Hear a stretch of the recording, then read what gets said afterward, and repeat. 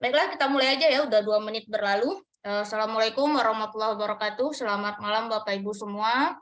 Salam sejahtera, salam kebajikan buat kita semua. Baiklah, malam ini kita lanjutkan materi kita yang kemarin kita sudah tahu tentang jurnalistik online. Terus kita juga udah tahu tentang jurnalisme warga. Dan kita juga udah tahu mengenai media online, gitu ya. Nah, malam ini kita akan lanjut ke yang namanya kode etik dari jurnalistik online, gitu. Nah, ternyata, Bapak Ibu kalau sering akses ya, websitenya Dewan Pers, itu ada yang namanya kode etik jurnalistik online, gitu. Nah, tidak hanya jurnalistik cetak atau konvensional atau yang bukan online aja alias offline yang punya kode etik, tetapi yang online juga punya, gitu. Nah, jadi yang online itu bagaimana nanti tata cara dan peraturannya dan etika kita dalam memposting berita-berita yang online, gitu ya. Nah, jadi saya share screen dulu ya materinya.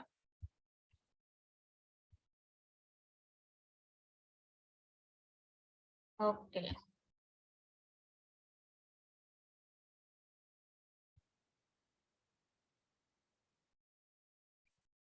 Nah, sebelum saya masuk, saya ulangi lagi pengumumannya bahwa nanti jangan lupa isi absensi.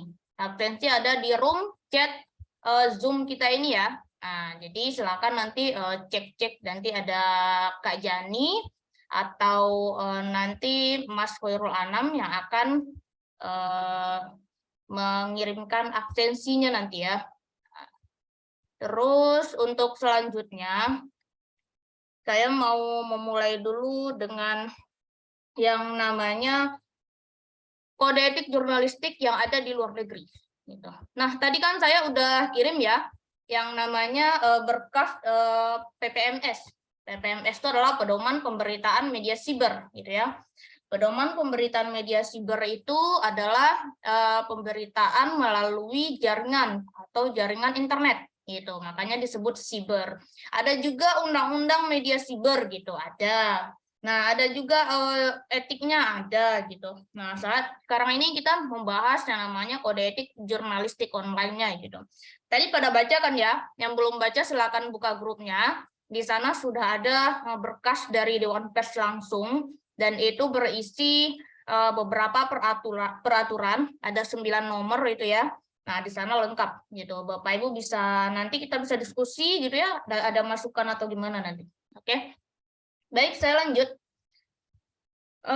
Di sini ada beberapa versi kode etik yang sudah saya baca dan sudah saya rangkum dari berbagai sumber, gitu ya. Nah, Bapak ini namanya Nicholas Johnson. Dia adalah seorang komisioner dari Federal Communication Commission atau FCC dan juga seorang dosen hukum, dosen ilmu hukum di Iowa College of Law, gitu ya, Amerika Serikat. Nah, jadi beliau ini menemukan bahwa kasus media cetak dengan online itu mirip dan hampir sama gitu. Nah, miripnya bagaimana? Yang pertama, kasus pertama itu adalah penyerangan kepentingan individu. Nah, banyak media online yang masih lemah dengan off the record gitu ya.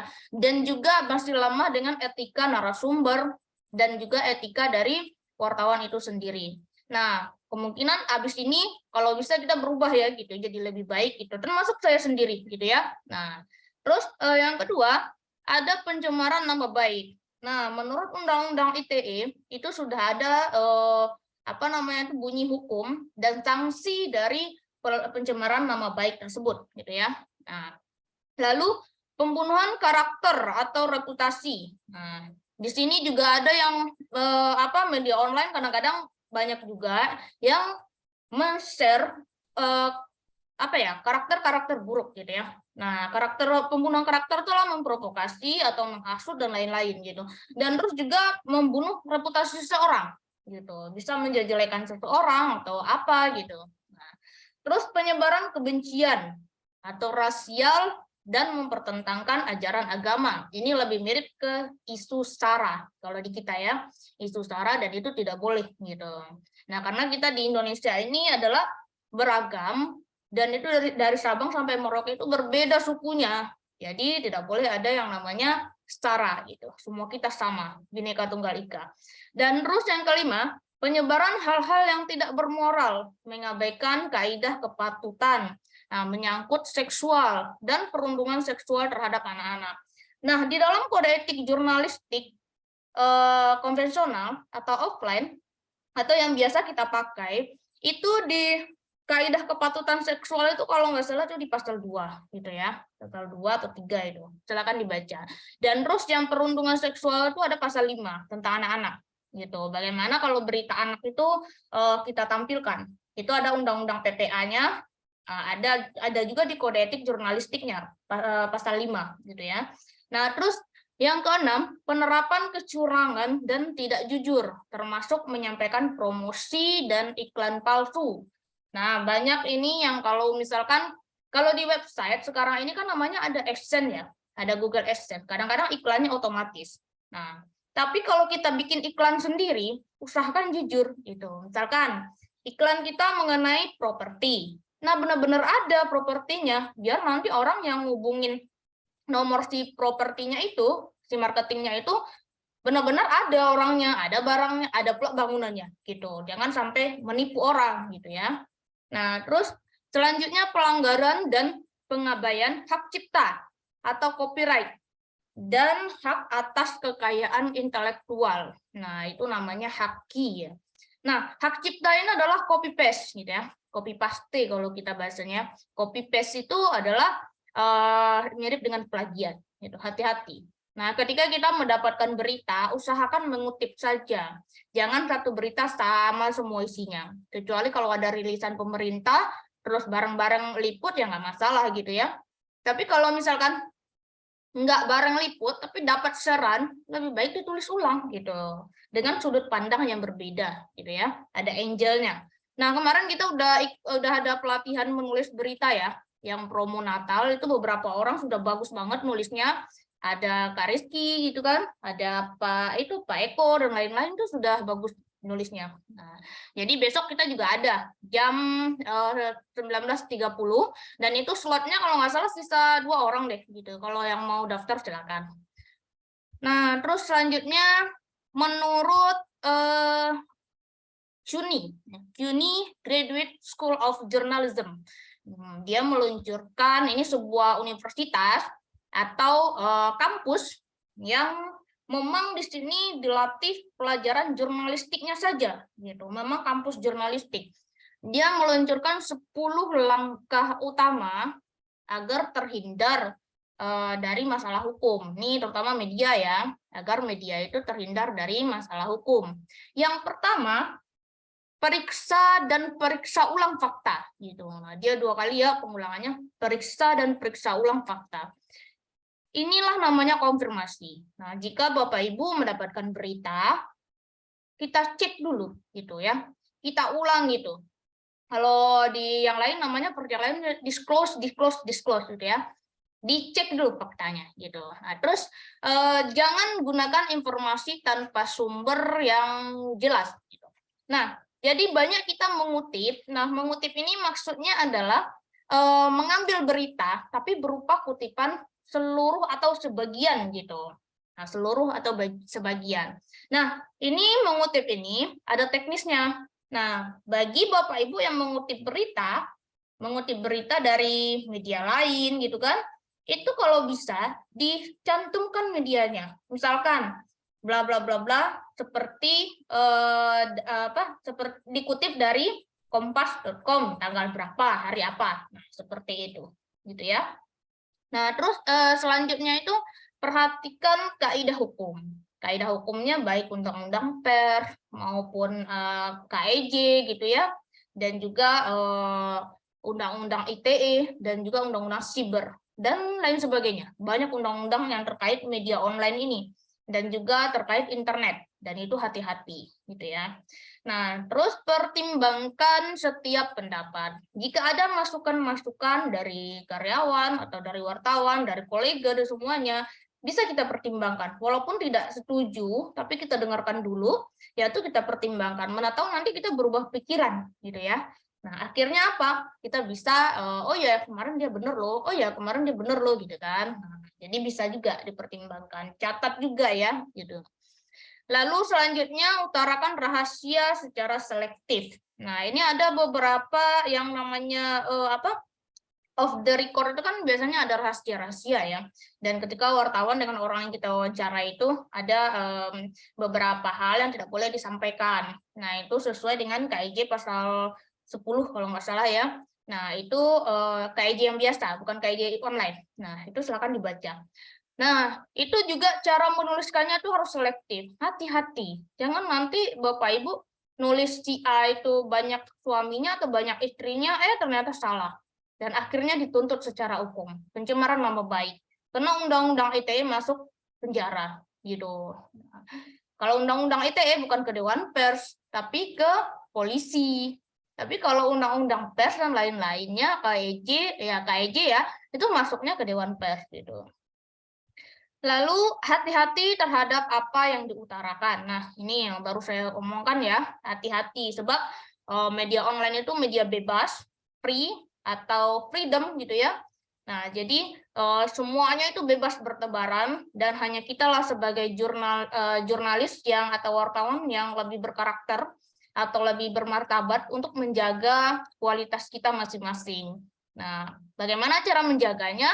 Cek dan recheck. Tentukan gitu ya, harus dicek ulang, harus dikonfirmasi ulang gitu, kapan perlu telepon narasumbernya gitu ya. Nah, oke. Selanjutnya pelajari batas daya ingat. Nah, semua manusia, bukan saya saja, tapi setiap manusia termasuk saya itu punya batas daya ingat. Maksudnya adalah manusia itu dianugerahi sifat lupa gitu ya. Nah, makanya Bapak Ibu para wartawan atau siapapun selalu bawa catatan, bawa pulpen, bawa kertas. Sekarang lebih canggih ya, ada HP, HP-nya bisa nyatat gitu ya, bisa nyatat di situ. Kemanapun Bapak Ibu pergi bisa catat di HP gitu. Nah, seperti itu. Jadi untuk apapun materi berita dan apapun itu sengaja dicatat. Nah, kemarin saya lebih respect kepada, di sini ada Pak Hasnun ya. Pak Hasnun baru beli yang namanya alat perekam. Karena tidak semua orang yang mengingat ucapan narasumber, jadi ada alat perekam. Dan itu bagus sekali gitu ya. Nah, itu berarti kita menyadari kalau kita sering lupa gitu. Dan saya pun sering banget lupa gitu ya. Nah, lalu selanjutnya jangan lakukan pelecehan. Pelecehan itu seperti apa ya? Seperti kita tuh di dalam berita itu membuli seseorang gitu dan mencaci seseorang, itu jangan gitu. Karena seorang jurnalis harusnya selalu positif gitu. Apapun termasuk berita investigasi apa adanya itu yang dilaporkan, itu yang dituliskan, dan itu juga yang diberitakan gitu. Oke, selanjutnya hindari konflik kepentingan. Nah, bagi media yang bukan investigasi, mungkin saja ini akan terbebas ya, karena mereka tidak mementingkan investigasi karena ya malas berurusan dengan hukum gitu. Nah, akhirnya ya udah gitu. Nah, konflik-konflik kepentingan ini seperti adanya pesanan-pesanan tertentu. Nah, itu hati-hati. Jika aman silahkan, jika tidak aman ya tinggalkan gitu ya. Nah, terus ada peduli nasihat hukum. Ada pula yang bilang begini, saya nggak mau itu ikut Dewan Pers gitu. Saya ikut yang lain saja gitu. Nah, sekarang kan yang dipegang lembaga negara itu adalah Dewan Pers gitu. Yang lain tuh hanya sebagai organisasi biasa gitu ya, dan terverifikasi di Kemenkumham atau terdaftar Kemenkumham. Nah, jadi jangan menyepelekan hal-hal yang seperti itu. Nanti kasus-kasus sebelumnya sudah pernah kita saksikan, seperti di Lampung dan saat ini di mana ya? Di Jabar juga ada ya, dan masalah-masalah wartawan. Nah, jangan abaikan itu. Karena itu yang akan melindungi kita gitu. Oke, selanjutnya Ini versi kedua adalah versi Pointer. Pointer ini adalah sebuah organisasi yang berada di Amerika. Nah, organisasi ini mereka punya karakteristik masing-masing. Mereka bisa mengeluarkan kode etik masing-masing. Nah, ini bagusnya kan, organisasi yang berkualitas itu dia bisa mengkalkulasikan dan menciptakan kode etik sendiri berdasarkan hasil penelitian jurnalistik gitu. Nah, jadi Pointer ini adalah sebuah organisasi, dan versi Pointer itu kode etiknya yang pertama adalah integritas keredaksian. Nah, integritas keredaksian ini banyak ya. Beberapa waktu yang lalu, saya ditugaskan sama dosen pembimbing saya, S2, kan saya saat ini lagi penelitian magister ya.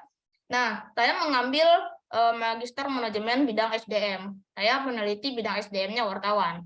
Nah, saat ini saya membutuhkan 50 ahli, udah 26 ahli yang mengisi. Dan apa yang dibutuhkan wartawan? Itu pertanyaan saya. Yang pertama adalah mereka menyebutkan integritas. Nah, itu paling penting. Yang kedua, kredibilitas. Yang ketiga adalah kemampuan. Bukan UKW ya, tapi kemampuan. Gitu. Terus kompetensi. Nah, itu yang dibutuhkan.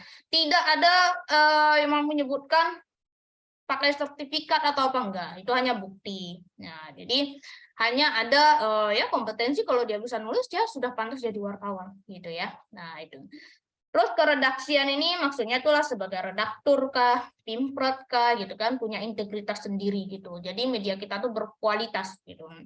Dan terus yang kedua, keterbukaan komunikasi. Nah, keterbukaan komunikasi ini, jika ada hak jawab, ya kita layani. Jika ada hak koreksi, ya kita layani. Itu kita namanya terbuka.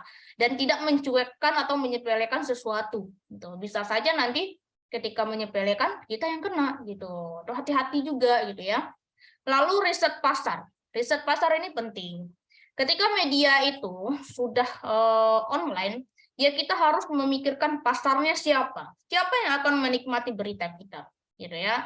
Siapa pula yang akan mengunjungi website kita nanti. Jadi itu kita pertimbangkan. Jadi di sana kita bisa berhati-hati, gitu, berhati-hati. Oke, selanjutnya pengalaman konsumen. Nah, konsumen ini dia punya banyak pengalaman, dan salah satunya nanti bisa masuk ke kita gitu, bisa juga enggak gitu kan. Mereka juga bisa masuk ke yang namanya website-website lain. Nah, tentu mereka juga akan mengunjungi website kita secara tidak langsung gitu kan. Nah, jadi pengalaman-pengalaman itu sangat penting, dan sekarang kan ada Google Analytics ya, yang bisa membaca analisis dari semua website Bapak Ibu gitu. Nah, bisa di sana. Siapa aja sih yang yang bisa mengunjungi, usianya berapa, identitas pengunjung seperti apa gitu. Itu kan penting gitu. Nah, Bapak Ibu bisa mengarahkan websitenya, yang dibaca untuk usia 60-an, yang dibaca untuk usia 40-an, bisa kita arahkan ke sana gitu. Ini versi Pointer ya gitu. Oke, terus selanjutnya ada versi OJR. OJR ini adalah Online Journalism Review, dan ini saya dapat logo OJR ini dari website juga. Ini udah kabur banget karena tidak ada lagi organisasinya, dan organisasinya udah lama banget di Amerika gitu ya. Nah, dulu mereka juga pernah mengeluarkan yang namanya kode etik gitu, organisasi ini. Dia berupa media dan juga sekaligus organisasi. Yang pertama itu adalah no plagiarism. Nah, no plagiarism itu tidak melakukan plagiat atau copy paste tadi gitu. Nah, jadi Bapak Ibu jangan selalu copy paste gitu ya. Kalau bisa biasakan untuk menulis ulang agar terbiasa kita melatih di manakah salahnya, terus titik komanya gimana gitu. Nah, seperti itu. Lalu yang kedua adalah disclose, dan disclose. Ini yang saya bilang tadi ya. Beritakan yang sebenarnya, cek faktanya.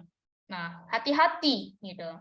Lalu yang ketiga, no gift or money for coverage. Oh, salah ketik. Harusnya C ya, coverage. Tidak ada pemberian uang gitu ya sebagai coverage. Coverage itu adalah sebagai suap. Nah, hati-hati. Ini kita juga dilarang di pasal 2 dan 6 kode etik jurnalistik biasa gitu ya. Nah, itu ada di sana. Pasal 2 dan pasal 6 tidak boleh menyuap dan menerima suap. Itu hati-hati gitu. Lalu yang keempat, check it out gitu. Then tell the truth gitu ya. Itu adalah mencek ulang gitu, cek ulang lalu beritakan apa adanya gitu, agar semuanya dipercaya oleh orang, itu maksudnya. Jadi semuanya berita itu butuh kepercayaan. Dalam meraih kepercayaan itu kita butuh yang namanya ngecek ulang berita dan kebenaran, dan itu fakta gitu ya. Nah, lalu yang kelima, be honest. Be honest itu maksudnya adalah jujur. Nah, sesuai dengan pasal 1 KIJ kita yang 11 pasal tadi, ada pasal satunya kita harus memberitakan yang akurat itu sejujur dan berimbang gitu ya. Nah, itu yang saya baca-baca dan sumbernya banyak banget ya ini. Nah, rata-rata yang mengeluarkan peraturan-peraturan itu masih negara barat gitu, dan kita masih berkaca ke sana gitu ya. Nah, oke. Selanjutnya itu versi SPJ. SPJ adalah Society of Professional Journalists gitu ya. Nah, ini juga organisasi. Nah, organisasi jurnalis di Amerika. Yang pertama katanya seek trust and report it gitu ya. Nah, lihat kepercayaannya dan cari kebenarannya dan cari hal-hal yang bisa dipercaya dan juga bisa diberitakan fakta dan lalu laporkan gitu. Laporkan itu maksudnya beritakan dengan baik.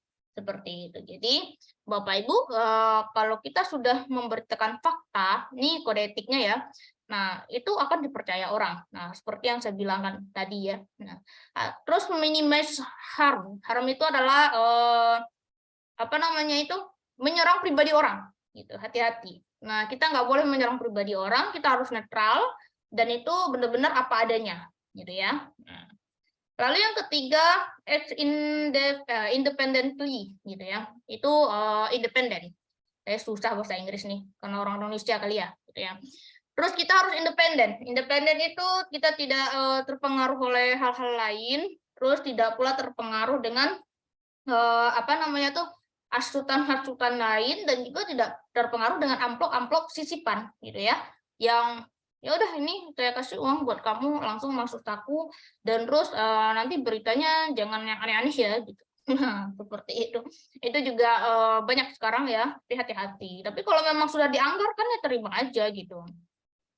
Kalau menunggu-nunggu amplop itu bikin pusing orang, nanti dibilang apa coba, wartawan bodrek kan ya. Nah, lagi banyak banget itu sekarang. Nah, jadi hati-hati.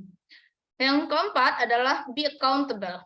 Accountable itu adalah akuntabilitas gitu, yang benar-benar akurat gitu ya beritanya, dan itu jujur. Nah, itulah dari versi SPJ, organisasi yang ada di Amerika. Oke. Selanjutnya ini versinya The One Verse yang saya share tadi udah dibacakan ya. Jadi saya cuma ngulik-ngulik sedikit, atau nanti bisalah saya bacakan juga ya, biar kita semua juga baca gitu. Yang nggak hadir hari ini rasanya rugi ya gitu. Nah, nanti semuanya udah tahu dan nanti perbaiki di medianya. Jangan nanti pas ketika verifikasi Dewan Pers sudah kalang kabut mau ngubah gitu kan. Nah, barusan saya dapat informasi dari Berita Antara sejak 1 Oktober itu di Kepulauan Riau. Pemdanya mewajibkan media itu terverifikasi Dewan Pers. Nah, tetapi banyak pers ini atau wartawan yang menolak gitu. Karena di dalam Undang-Undang Pers hanya disuruh untuk mendata saja. Tetapi kan kita banyak ya syaratnya. Nah, sebanyak syaratnya itulah yang akan menyulitkan gitu. Nah, itu alasannya. Nah, terus ini saya bacakan aja ya. Kode etik jurnalistik online di Indonesia. Ternyata kita punya juga gitu ya, tidak hanya kode etik biasa tapi juga online gitu. Ini disusun oleh Dewan Pers yang dikeluarkan pada 3 Februari 2012. Nah, jadi nama resminya adalah Pedoman Pemberitaan Media Siber. Silakan nanti cari gitu ya. Ini kita udah mau selesai pada baru gabung ya gitu. Nanti pas 15 menit terakhir ngejar absen gitu ya. Pedoman Pemberitaan Media Siber. Pedoman Pemberitaan Media Siber ini disebut PPMS. Nah, singkatannya PPMS. Kalau kita yang biasa KIJ ya, ada namanya KEWI, itu sama, mirip gitu. Nah, tidak ada bedanya. Pengacuannya seperti itu. Lalu disahkan oleh Ketua Dewan Pers saat itu dalam tahun 2012, yaitu Bagirmanan, Bapak Bagirmanan, sarjana hukum juga magister hukum. Nah, itu bisa dicek ya. Nah, terus disetujui oleh 31 perusahaan media saat itu dan 11 organisasi media saat itu dan tokoh pers. Nah, jadi mereka itu menyetujui pembentukan dari pedoman pemberitaan media siber. Dan kode etik ini mengacu kepada Undang-Undang Pers Nomor 40 tahun 1999. Bagi yang belum baca Undang-Undang Pers, silahkan dibaca. Apakah perlu juga saya yang bacain, gitu ya? Nah, terus kode etik jurnalistik. Nah, acuannya ke sana. Terus kode etik wartawan Indonesia atau KEWI. Nah, silakan. Nanti dicari, semuanya ada di di halaman Dewan Pers ya, di websitenya dewanpers.or.id. Nah, silakan di-download di bagian pengaturan, aturan. Itu bisa di-download di sana. Oke, saya lanjut. Ini yang saya screenshot tadi ya. Saya screenshot aja, terus saya tempel ke yang namanya PowerPoint ya. Nah, di sini kita baca. Peraturan Dewan Pers nomor 1, Peraturan Dewan Pers, Peraturan DP, garis miring, 3 Romawi, garis miring, 2012, tentang pedoman pemberitaan media siber. Nah, pedoman pemberitaan media siber, yaitu kemerdekaan berpendapat, kemerdekaan berekspresi, dan kemerdekaan pers adalah hak asasi manusia yang dilindungi oleh Pancasila, Undang-Undang Dasar 1945, dan Deklarasi Universal Hak Asasi Manusia PBB. Jadi kalau ada yang menghambat kinerja pers itu patut dilaporkan sesuai Undang-Undang Pers nomor 18 ya, pasal 18 ya. Cobalah lihat nanti. Nah, itu ada sanksinya gitu. Nah, itu dilindungi undang-undang ya. Kita itu kemerdekaan berekspresi, berpendapat, dan kemerdekaan pers itu hak asasi manusia. Oke. Keberadaan media siber di Indonesia juga merupakan bagian dari kemerdekaan berpendapat, kemerdekaan berekspresi, dan kemerdekaan pers. Jadi media online itu juga dilindungi oleh Undang-Undang Dasar itu, dilindungi Pancasila dan Deklarasi Universal PBB. Jadi media online itu sama dengan media cetak hukumnya. Jadi sama-sama dilindungi, sama-sama punya kebebasan. Tetapi jangan sok bebas, gitu ya. Nanti diberitain pula lah yang aneh-aneh kan, kena pula gitu kan, ditegur. Nah, nanti terjadilah hal-hal yang tidak diinginkan gitu. Oke. Nah, media siber memiliki karakter khusus sehingga memerlukan pedoman agar pengelolaannya dapat dilaksanakan secara profesional, memenuhi fungsi, hak, dan kewajibannya sesuai Undang-Undang Nomor 40 Tahun 1999 tentang pers dan kode etik jurnalistik.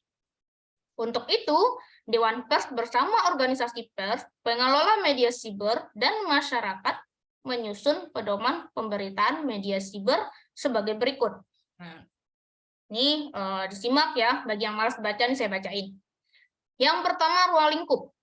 Media siber itu adalah segala bentuk media yang menggunakan wahana internet dan melaksanakan kegiatan jurnalistik, serta memenuhi persyaratan Undang-Undang Pers dan standar perusahaan pers yang ditetapkan Dewan Pers.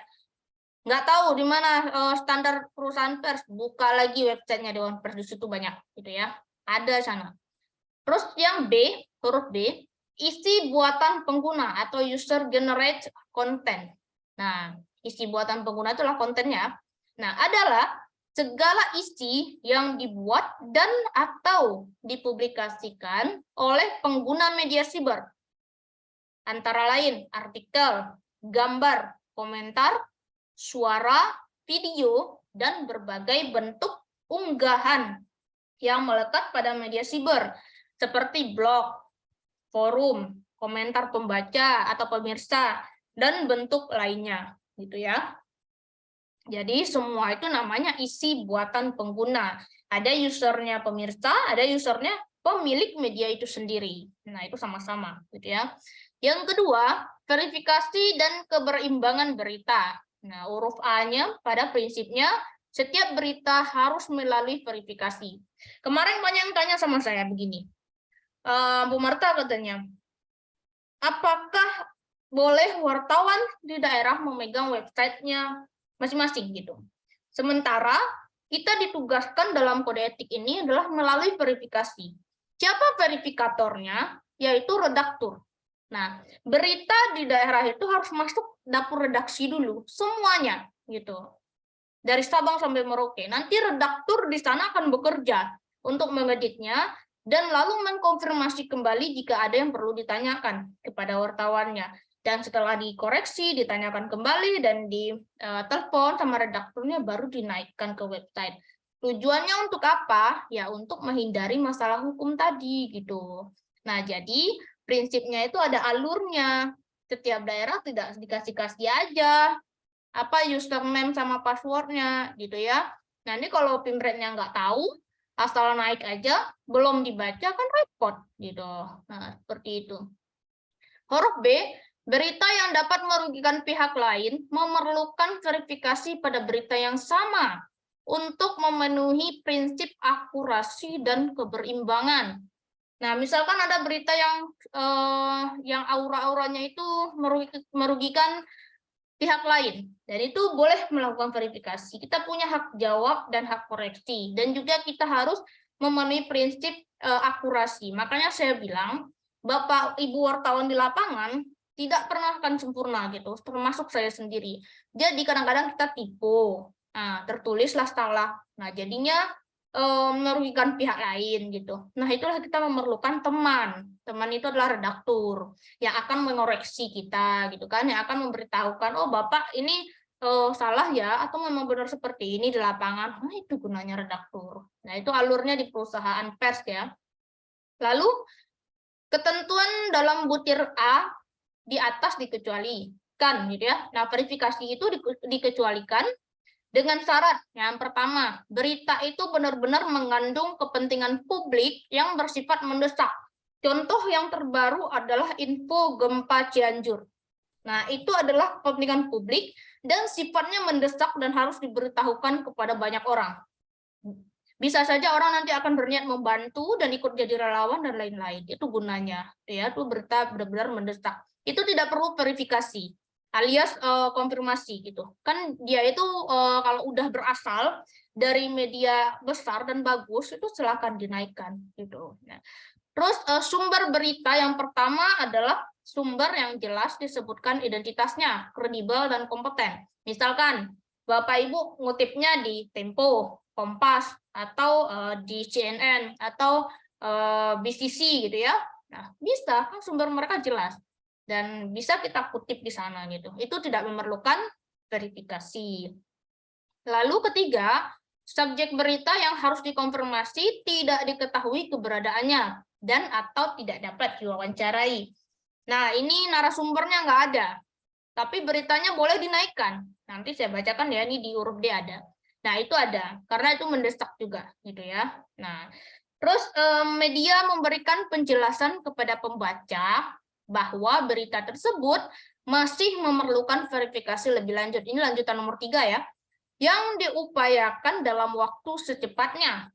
Nah, penjelasan dimuat pada bagian akhir dari berita yang sama di dalam kurung dan menggunakan huruf miring.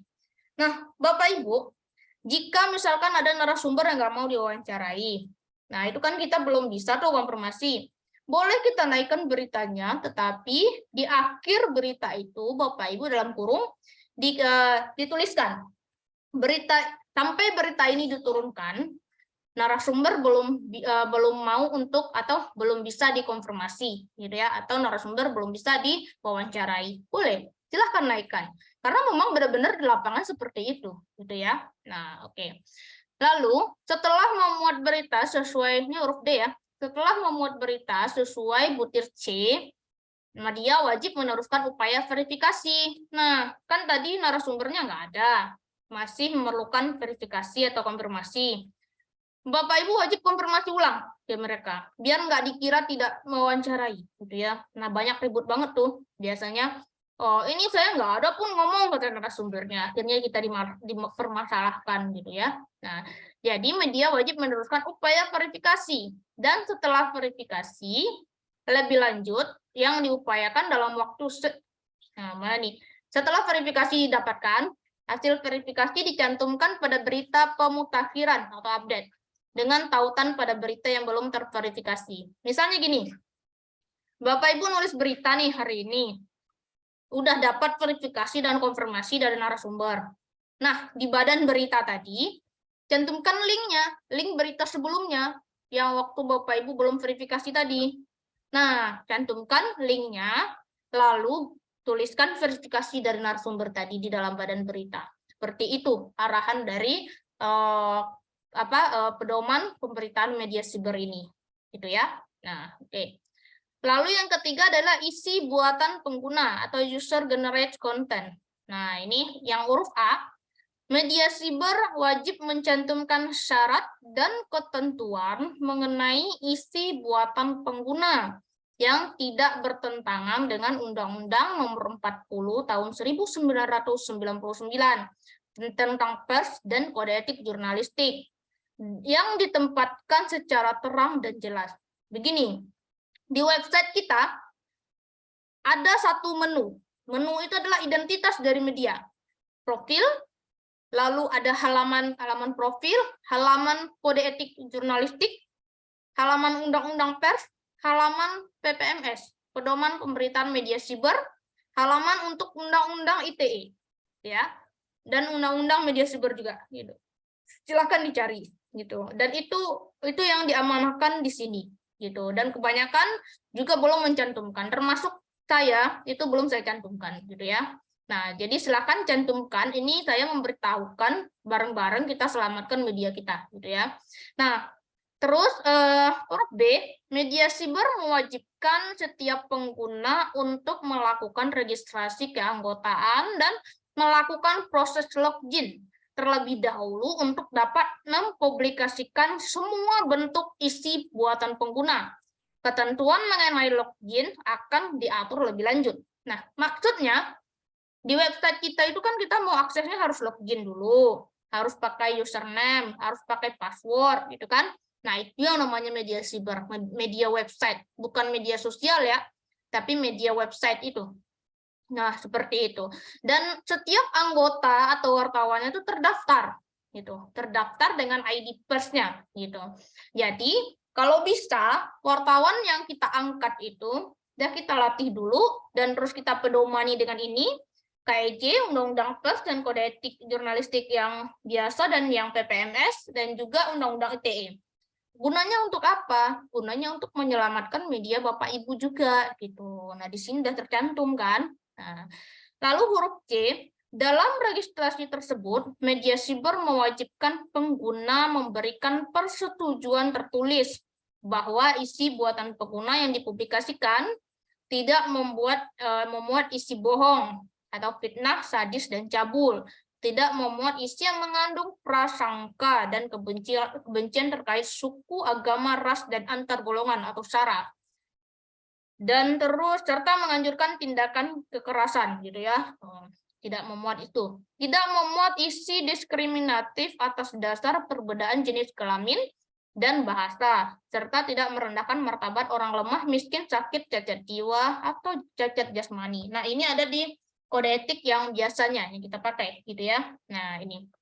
Jadi, ketika ada pengguna yang memang pengen mengakses website kita nih, nah, dia punya juga karya misalkan ya, nah itu wajib diseleksi oleh redaktur, gitu, dibaca ulang, apakah sesuai dengan karakter medianya, apakah sudah mematuhi yang kode etik jurnalistik online ini atau PPMS ini. Nah, itu harus diverifikasi dulu dan harus dicek dulu. Itulah namanya gunanya redaktur. Dan itulah mengapa saya jelaskan, saya sarankan bahwa untuk misalkan wartawan di daerah-daerah sebaiknya tidak dibekali namanya username dan password, cukup ke pusat saja. Dan itu rame-rame kita baca beritanya gitu ya. Nah, rame-rame juga kita menyarankan hal yang baik gitu. Oke. Nah, selanjutnya huruf D. Media siber memiliki kewenangan mutlak untuk mengedit dan menghapus isi buatan pengguna yang bertentangan dengan butir C. Nah, misalkan ada karya jurnalistik atau berita atau apa saja, artikel dan lain-lain yang bertentangan atau yang tidak sesuai dengan KEJ itu boleh dihapus. Tanpa diketahui dia pun boleh dihapus karena kita sudah memberikan arahan bahwa ini adalah beritanya SARA atau apalah bertentangan dengan butir C tadi yang kita baca tadi ya, gitu. Terus media siber wajib menyediakan mekanisme pengaduan isi buatan pengguna yang dinilai melanggar ketentuan pada butir C. Mekanisme tersebut harus disediakan di tempat yang dengan mudah dapat diakses pengguna.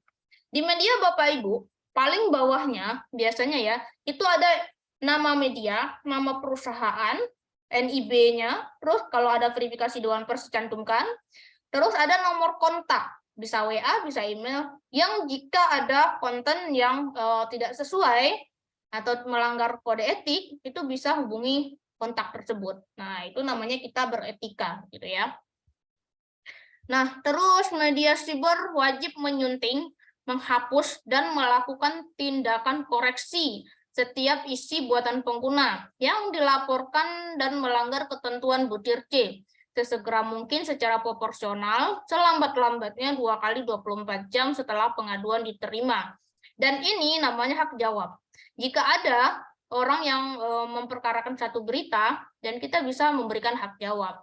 Dan jika itu memang benar-benar salah, kita wajib mengoreksi lagi. Dan itu secara proporsional. Maksudnya tidak mengubah total beritanya gitu.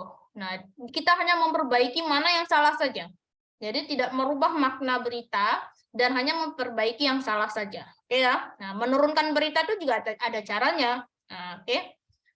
Nah, terus media siber yang telah memenuhi ketentuan butir A, B, C, dan F tidak dibebani tanggung jawab atas masalah yang ditimbulkan akibat pemuatan isi yang melanggar ketentuan dalam butir C.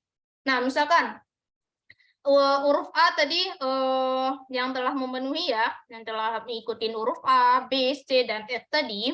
Nah, itu jika ada masalah, media tidak terkena imbasnya. Media tidak bisa dipermasalahkan karena sudah berpegang ke sini. Adapun tuntutan silahkan nuntut gitu. Media tetap harus dengan yang namanya memegang teguh pedoman pemberitaan media siber, KEJ, Undang-Undang Pers, dan juga KEWI ya, nah, standar perusahaan pers juga gitu. Nah, itu tidak dikenakan hukuman. Lalu media siber bertanggung jawab atas isi buatan pengguna yang dilaporkan bila tidak mengambil tindakan koreksi setelah batas waktu sebagaimana disebutkan pada butir F. Nah, jadi jika isi buatan pengguna tadi ada hak jawab misalkan ya, kita udah ada yang mengomentari nih berita ini, terus ternyata memang benar salah sudah kita perbaiki. Dan tetapi kalau memang tidak salah, jangan diperbaiki. Dan kita harus tanggung jawab dengan itu, gitu loh. Nah, jadi seperti itu kerjanya. Oke. Nah, selanjutnya ada yang keempat, yaitu ralat koreksi dan hak jawab. Yang huruf A, ralat koreksi dan hak jawab mengacu pada Undang-Undang Pers, Kode Etik Jurnalistik, dan pedoman hak jawab yang ditetapkan oleh Dewan Pers. Dan itu ada di Kode Etik Jurnalistik, dan biasanya kita pakai gitu. Dan terus ralat koreksi dan atau hak jawab wajib ditautkan pada berita yang diralat dan dikoreksi dan diberi hak jawab. Misalkan begini, tadi kan kita mau ralat berita, mau koreksi, dan mau hak jawab. Nah, ditautkan itu adalah linknya kita cantumkan di berita yang mau kita ralat itu. Nah, seperti itu. Ini linknya, ini kode etiknya. Dan sesuai kode etik ini, maka kami meralat gitu kan, atau memperbaiki berita ini sesuai hak jawab yang sudah masuk dengan nomor surat bla bla bla bla gitu. Seperti itu. Lalu yang huruf D, bila suatu media siber tertentu disebarluaskan media siber lain, maka tanggung jawab, misalnya gini nih, Bapak Ibu punya berita satu, ternyata dimuat rame-rame gitu kan ya.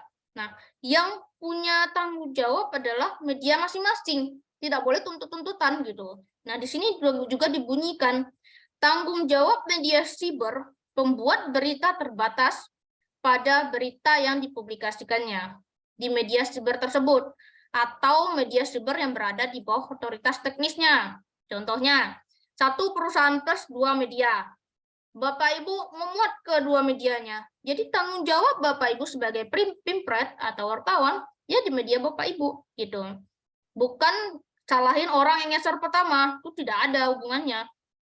Toh kita yang mau nyeser pun gitu kan, yang mau ngutip beritanya gitu. Nah, terus yang kedua, koreksi berita yang dilakukan oleh sebuah media siber juga harus dilakukan oleh media siber lain yang mengutip berita dari media siber yang dikoreksi itu, gitu ya. Nah, koreksi berita yang dilakukan oleh sebuah media siber juga dilakukan oleh media siber lain yang mengutip berita dari media siber yang dikoreksi itu. Ini maksudnya adalah koreksi bareng-bareng, gitu ya. Ketika ada satu berita nih diralat, macam kemarin itu saya pernah menerima berita dari Bogor, Polresta Bogor, penulisan KPAI, ketua KPAI dengan Komnas HAM itu salah. Katanya KPAI itu ditulis Aris Sirait. Padahal KPAI adalah ketuanya Kak Seto dan Komnas HAM adalah Aris Sirait. Dan itu semua media yang dikirimin seran atau rilisan dari Polri itu, dari Polres Bogor itu harus diubah gitu. Nah, dia pun mengirimin kita surat, KPAI ngirimin kita surat untuk diralat katanya. Dan saya kemarin tuh bilang, kami hanya menerima informasi dari Polresta Bogor dan silakan koreksi ke Polresta Bogor. Nah, gitu ya. Akhirnya Polresta Bogor mengeluarkan himbauan kepada media-media bahwa dia salah gitu ya. Nah, seperti itu. Jadi koreksinya bareng-bareng gitu. Nah, terus media yang menyebarluaskan berita dari sebuah media siber dan tidak melakukan koreksi atas berita yang sesuai yang dilakukan oleh media siber pemilik dan atau pembuat berita tersebut bertanggung jawab penuh atas semua akibat hukum dari berita yang tidak dikoreksinya itu. Nah, misalkan ada media, kita udah share bareng-bareng tuh, semua kita harus tanggung jawab gitu terhadap media masing-masing. Dan media kita juga akan bertanggung jawab di hukum gitu. Nah, makanya saya bilang tadi, kalau dapat seran, tolonglah ditanya gitu ya. Konfirmasi ulang gitu, konfirmasi ulang. Apakah itu beritanya benar apa enggak gitu kan? Nah, konfirmasi sama orang yang bersangkutan gitu. Jangan kena satu kena semua. Nah, jadi apa namanya itu jatuh satu jatuh semua ke jurang gitu kan? Nah, begitu. Lalu huruf E, sesuai dengan Undang-Undang Pers, media siber yang tidak melayani hak jawab dapat dijatuhi sanksi hukum pidana denda paling banyak 500 juta. Nah, jadi kalau media itu tidak melayani hak jawab, cuek aja, udah amat gitu kan, orang pun yang komen gitu kan, itu bisa kena denda loh medianya, 500 juta. Tidak orang yang menghambat, menghalangi kerja pers saja yang didenda, kita juga kena denda karena tidak melayani hak jawab gitu. Nah, jadi kita harus melayani hak jawab. Kalau memang salah kita perbaiki, yang tidak salah kita konfirmasi bahwa memang kami menemukan faktanya seperti ini, seperti ini. Nah, seperti itu ya caranya. Lalu yang kelima, pencabutan berita. Mencabut berita itu ada aturannya. Tidak asal, oh Pak, ini beritanya nggak sesuai Pak, cabut aja, boleh nggak? Ini nggak sesuai dengan Bapak A, Bapak B gitu kan. Ya nggak bisa lah, harus konfirmasi secara tertulis gitu. Nah, di sini huruf A diberitahukan, berita yang sudah dipublikasikan tidak dapat dicabut karena alasan penyensoran dari pihak luar redaksi, kecuali terkait masalah sara, boleh diubah. Kesusilaan, karena ada kelalaian media, boleh komennya. Masa depan anak terkait Undang-Undang PPA dan KIJ pasal 5, nah boleh. pengalaman traumatik korban, dan berdasarkan pertimbangan khusus lainnya yang ditetapkan oleh Dewan Pers. Dan itu bisa Bapak Ibu baca di kode etik jurnalistik yang biasanya kita pakai. Oke.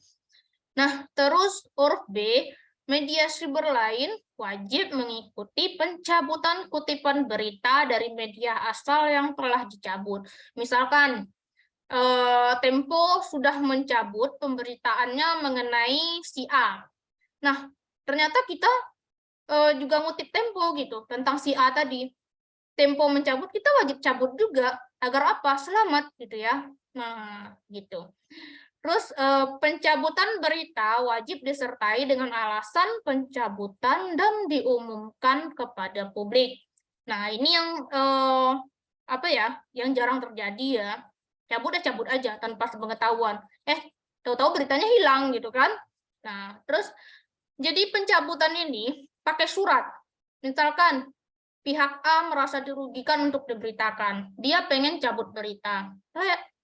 Pakai surat gitu ke redaksi. Alasannya apa? Kenapa harus dicabut? Apa urusannya dan sebagainya gitu.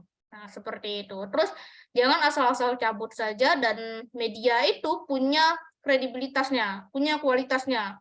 Kalau kita main asal naik, asal cabut, sama aja dengan media biasa gitu kan. Nah, itulah namanya media Bapak Ibu disebut abal-abal itu seperti itu. Bentar naik, bentar diturunin, salah, koreksi lagi, turunin lagi gitu kan. Nah, tuh. Jadi sebelum berita masuk dapur, cek dan recheck lagi gitu. Oke. Nah, lalu yang keenam, masalah iklan. Huruf A, media siber wajib membedakan dengan tegas antara produk berita dan iklan. Caranya gimana? Ya, ada di huruf B.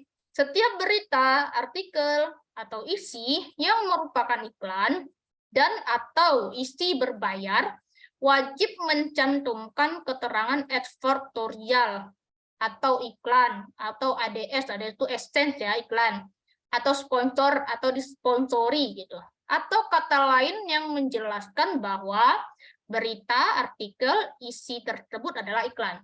Nah, kebanyakan kita dapat kerjasama atau kemitraan ya dari Pemda. Dan berita itu advertorial namanya, gitu. Dan di berita itu dicantumkan kalau itu adalah advertorial atau iklan. Atau berita memang berita yang disponsori oleh Pemda gitu. Nah, itu bisa seperti itu. Oke. Yang ketujuh, hak cipta. Yang ketujuh adalah hak cipta ya. Dan terus media siber wajib menghormati hak cipta sebagaimana diatur dalam peraturan perundang-undangan yang berlaku. Itu adalah undang-undang hak atas kekayaan intelektual. Itu adalah undang-undang hak cipta ya. Dan juga ada undang-undang hak cipta itu sendiri ada itu. Silakan nanti dicari. Nah, ternyata kita wartawan juga harus melek juga ya aturan-aturan yang bikin kita begah untuk membacanya. Saya juga bosan baca peraturan begini gitu ya. Tapi sebagai wartawan saya wajib membacanya gitu. Oke, yang kedelapan, pencantuman pedoman. Media siber wajib mencantumkan pedoman pemberitaan media siber ini di medianya secara terang dan jelas. Ini saya sudah ingatkan sejak awal, di media Bapak Ibu, copy paste aja nih, atau ketik ulang juga boleh gitu ya, di halaman medianya. Nah, itu ya di halaman menu tadi yang saya bilang ada home ya, menu home. Menu itu isinya identitas media, undang-undang pers, KIC, KEWI, dan juga PPMS, undang-undang ITE, undang-undang siber lainnya gitu. Oke. Dan kesembilan, sengketa. Penilaian akhir atas sengketa mengenai pelaksanaan pedoman pemberitaan media siber ini diselesaikan oleh Dewan Pers. Nah, kalau ada masalah tentang media siber dan ternyata kita belum menjalankan sesuai arahan ini, PPMS ini, nah itu akan diselesaikan oleh Dewan Pers sendiri. Nah, makanya kemarin itu Dewan Pers mewajibkan kita harus ada ini, harus ada itu untuk verifikasi gitu ya.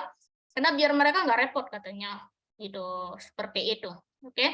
Nah, ini dikeluarkan di Jakarta 3 Februari 2012 atas nama yang menandatangani adalah Bagirmanan SHMK kalau nggak salah ya. Silakan nanti dibuka ya.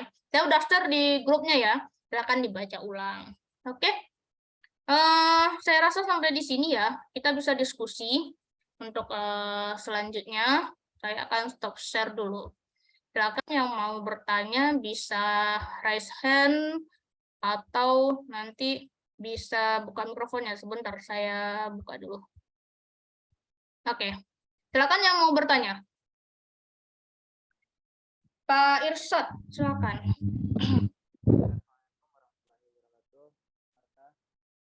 Halo Pak Irsyad. Ya, Assalamualaikum warahmatullahi wabarakatuh, Bu. Ya, waalaikumsalam. Kayaknya headsetnya bermasalah ya. Apa ada kipas di situ? Halo, assalamualaikum. Ya, waalaikumsalam. Silakan Pak Irsyad. Di sini itu kan nanti itu ada wartawan yang nanti itu kan menaikkan berita dan kayak media itu online ini ya Kak. Jadi ketika kita tahu bahwa berita ini salah gitu kan, kita sebagai wartawan yang membaca berita ini bagaimana sikapnya sendaknya itu Bu? Nah, kalau memang kita menemukan berita itu salah ya beritahu temannya gitu. Beritahu temannya kalau ini salah dan kita berikan buktinya yang benarnya seperti apa. Jangan nanti kita komen aja terus nggak ada buktinya. Nanti bisa-bisa berantem gitu ya. Bisa-bisa berantem itu. Nah, jadi bisa perang dingin nanti di perusahaan gitu ya. Nah, sikap kita yang memberikan saran gitu dan mengoreksinya agar dia benar gitu ya. Nah, seperti itu. Oke Bu, saya Bu. Sebentar ya Pak ya. Ini yang ada yang udah angkat tangan kuning-kuning ini dulu ya, bentar. Siap, Oke. siap. Ya, baik, Silakan, Bu, ya sama-sama. Terus Kak Jani silakan. Baik, terima kasih Bu Marta.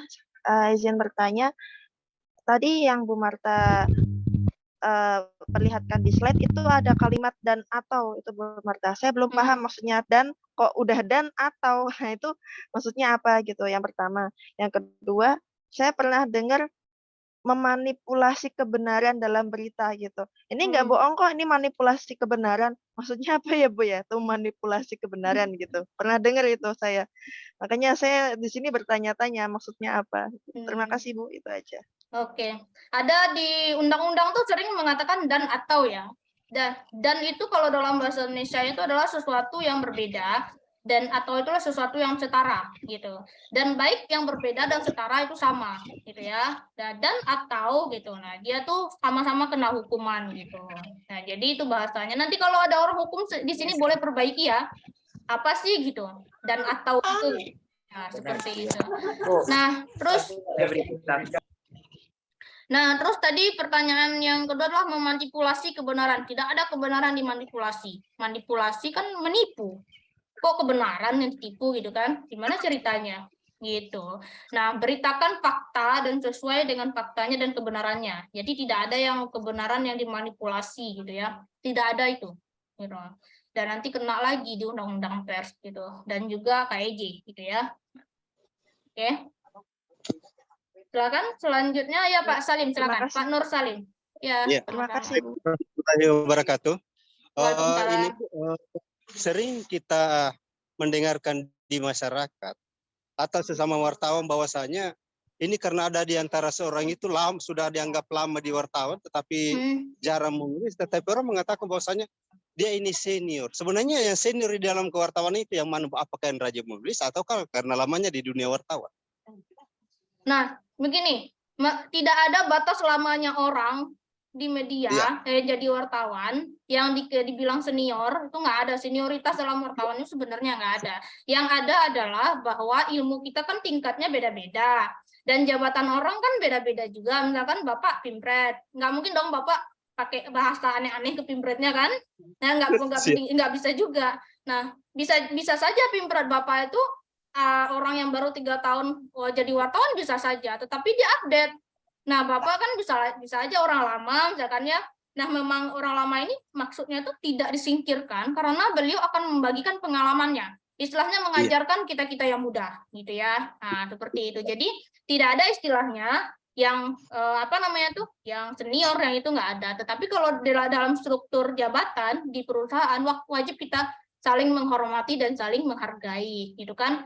Bahkan ya Pak ya, orang yang sudah lama di media saja, mereka kadang tidak mau menulis berita. Cuma ada ID pers doang sama surat tugas, kadang tidak ke lapangan. Ada saya temukan seperti itu. Katanya sudah 10 tahun, sudah bertahun-tahun di media. Ternyata pas nulis berita kok masih kacau gitu kan. Nah, Iya. Bapak ketemu kan seperti itu.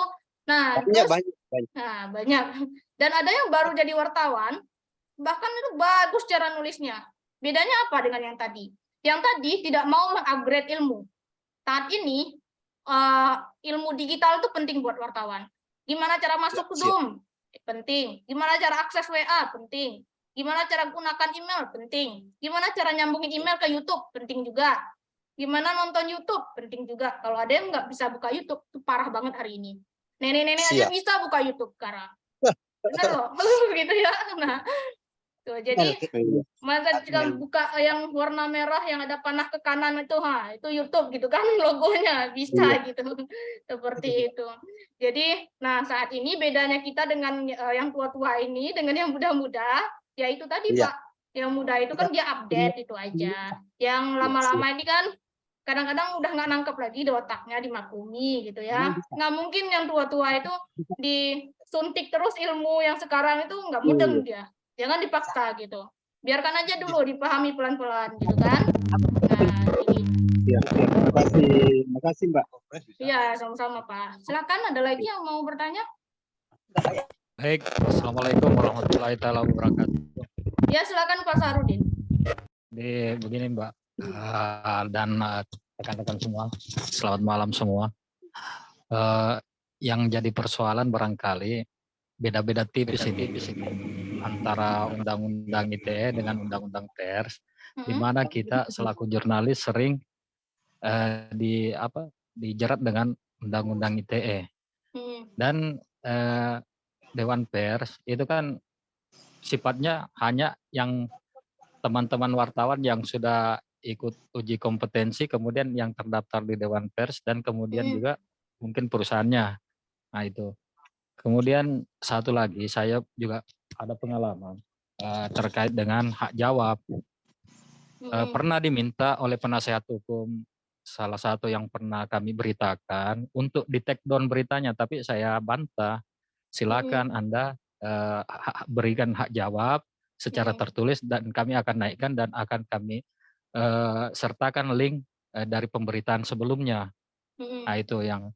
Tapi saya bekali teman-teman saya di media saya bahwa untuk membekali dengan rekaman, video dan wawancara supaya kita terbebas dari hal-hal yang kita tidak inginkan. Karena semua itu kan pasti jadi bumerang buat kita kalau kita enggak merekam, enggak mewawancarai, tidak ada fotonya.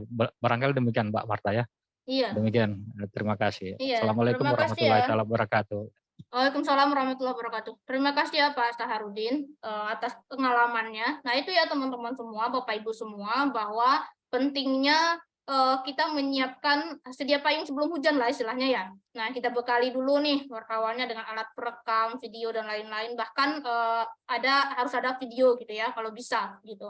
Nah itu gunanya untuk apa? Ya, mencabut berita itu, take down berita itu tidak sembarangan gitu. Harus ada surat gitu ya, harus ada alasan yang pasti. Dan nanti ketika medianya dituntut, kok kamu take down gitu kan? Kita bisa kasih surat. Ini loh permintaannya, ini hak jawabnya gitu. Nah, seperti itu gitu ya. Nah, ini Pak Saharudin sudah berbagi pengalaman itu buat jadi pelajaran buat kita semua gitu ya. Nah, Bapak Ibu semuanya, ternyata waktu kita sudah habis ya, udah lebih dari 5 menit. Dan untuk selanjutnya kita bisa bincang-bincang nanti di grup, kalau masih ada waktu nanti kita buka grup ya sampai jam 9. Nanti bisa berbagi pengalaman di sana gitu ya. Nah, terus bagi Bapak Ibu yang hadir jangan lupa nanti absensinya itu screenshot ini. Screenshot Zoom-nya ini di HP. Itu isi absennya. Absennya sudah ada di link yang ada di room chat Zoom ini. Silahkan diklik. Nah, jangan nanti minta sertifikat ke saya kan, saya nggak bisa layani satu-satu, kadang lama gitu kan, karena saya kerja, dan juga teman-teman admin lain juga mengerjakan yang lain juga, nah, akhirnya terlupa gitu. Nah, jangan lupa, kita biasakan menggunakan digital, ya, mengansur-ansur, diansur-ansur paham. Yang kemarin nggak bisa emailnya, ganti emailnya gitu. Silakan ya. Nah, nanti kalau ada sertifikat yang kemarin-kemarin belum saya kirim, itu bisa dikonfirmasi aja. Itu dikonfirmasi ya. Terkadang nggak masuk email gitu. Silakan. Oke, mungkin sampai di sini perjumpaan kita Bapak Ibu semua. Dan tadi saya sudah membacakan kode etik dan itu sungguh lama ya. Nah, silakan nanti dipahami lagi yang udah saya share di grup. Dan terima kasih atas kehadirannya. Jika ada salah dan janggalnya saya mohon maaf. Assalamualaikum warahmatullahi wabarakatuh. Salam sejahtera, salam kebajikan. Waalaikumsalam warahmatullahi wabarakatuh. Terima kasih. Mbak Marta. Sukses selalu.